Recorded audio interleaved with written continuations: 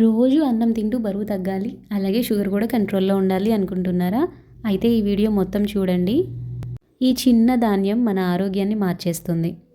మన పూర్వీకులు రోజు తిన్న ఈ చిన్న చిరుధాన్యం ఈరోజు మళ్ళీ ట్రెండింగ్లో ఉంది. ఎందుకో తెలుసా? చెప్తాను. Hello viewers, welcome back to our channel. ముందుగా కొర్రలు 1 కప్ తీసుకొని శుభ్రంగా కడిగి 8 గంటల పాటు నానబెట్టుకోవాలి. అదే కప్పుతో పావు కప్పు బ్రౌన్ రైస్. మనం ఈ రెసిపీ తయారు చేసుకునే ఒక అరగంట ముందు నానబెట్టుకుంటే సరిపోతుంది. అలాగే అరకప్పు పెసరపప్పు. దీన్ని కూడా కడిగి ఒకసారి లో ఫ్లేమ్ మీద గోల్డెన్ బ్రౌన్ కలర్ వచ్చేంత వరకు ఫ్రై చేసుకోవాలి.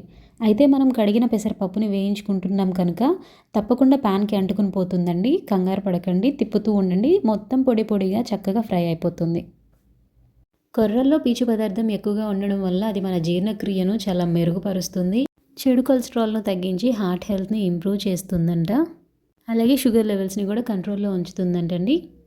పెసరపప్పు ఫ్రై అయిపోయింది. దీన్ని పక్కకు తీసుకుని పొంగలి తయారు చేయడానికి ఒక కడాయి తీసుకోండి. మనం ఏ కప్పుతో అయితే కొర్రలు తీసుకున్నామో అదే కప్పుతో 7 కప్పుల నీళ్లు తీసుకుని ఎసరు కాగిన తర్వాత సరిపడినంత ఉప్పు, మనం ముందుగా నానబెట్టుకున్న కొర్రలు, బ్రౌన్ రైస్, వేయించుకున్న పెసరపప్పు,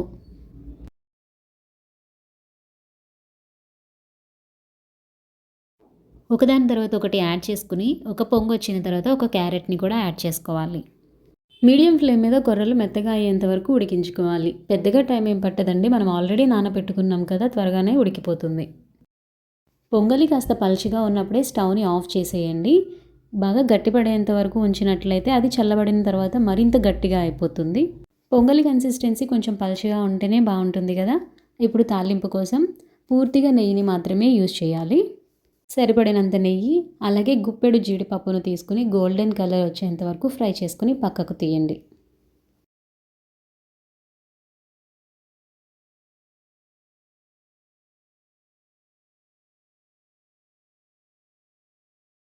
ఇప్పుడు చిన్న చిన్న ముక్కలుగా కట్ చేసుకున్న అల్లం ముక్కలు ఒక ఫుల్ స్పూన్. వీటిలో ఉన్న హెల్త్ బెనిఫిట్స్ తెలుసుకున్న తర్వాత ఏదో ఒక రెసిపీ ట్రై చేయాలి అనిపించింది. సో నేను కొర్ర పొంగలి తయారు చేశాను. చాలా టేస్టీగా ఉంది. మీరు ఒకసారి ట్రై చేయండి. ఒక ఫుల్ స్పూన్ మిరియాలు కూడా వేసుకుని లో ఫ్లేమ్ మీద మంచిగా ఫ్రై చేసుకోవాలి.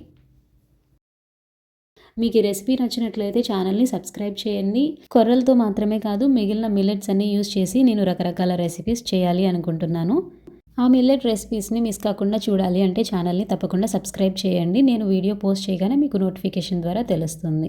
తర్వాత 1 టీ స్పూన్ జీలకర్ర, కరివేపాకుని కూడా యాడ్ చేసుకుని మొత్తం ఫ్రై అయిన తర్వాత పొంగలిలో కలపాలి. ఖచ్చితంగా గుర్తుపెట్టుకోవాల్సిన విషయం, పొంగలి కాస్త పలుచగా ఉన్నప్పుడే స్టవ్ని ఆఫ్ చేయండి. స్టవ్ మీదే గట్టిగా అయిపోయింది అంటే చల్లబడిన తర్వాత మరింత గట్టిగా అయిపోతుంది.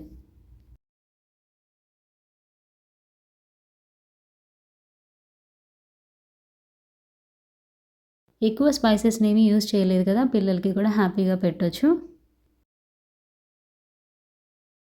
దీన్ని వేడివేడిగా డైరెక్ట్గా తిన్నా కూడా బాగుంటుంది. కావాలి అంటే చట్నీ, సాంబార్తో కూడా ట్రై చేయొచ్చు.